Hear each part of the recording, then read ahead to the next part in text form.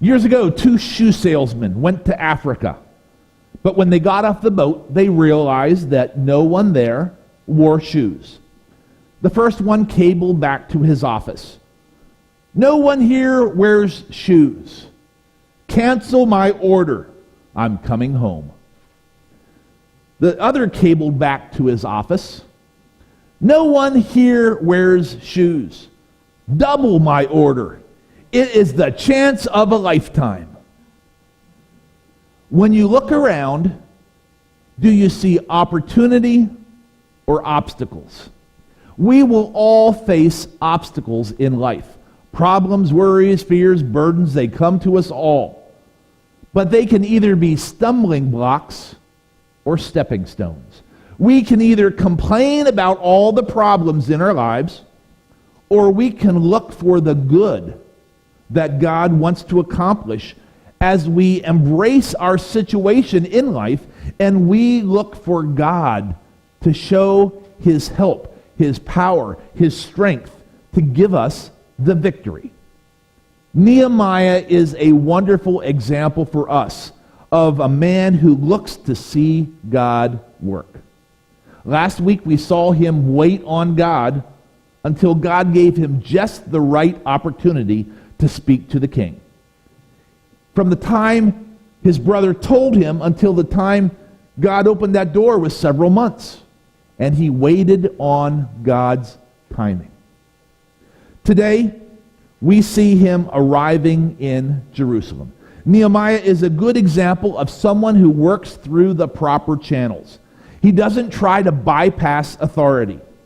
Rather, he allows God to work through the existing power structures. In verse 9, we see Nehemiah, first of all, goes to the local authorities, the governors of Trans-Euphrates.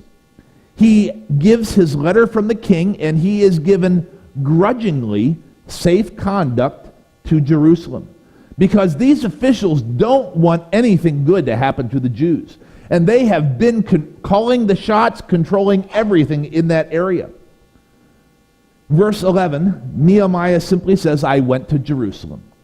He could have written several chapters about the journey from Persia to Jerusalem, how God brought him through. It would have been several months' journey. But he doesn't dwell on any of that. And let's remember that the Bible doesn't seek to tell us everything that happened. Even in the Gospel of John, we're told in the life of Jesus, if we wrote down everything that Jesus said and did, the world couldn't hold all the books. So the Bible gives us spotlights. It is written to share things that will give us encouragement.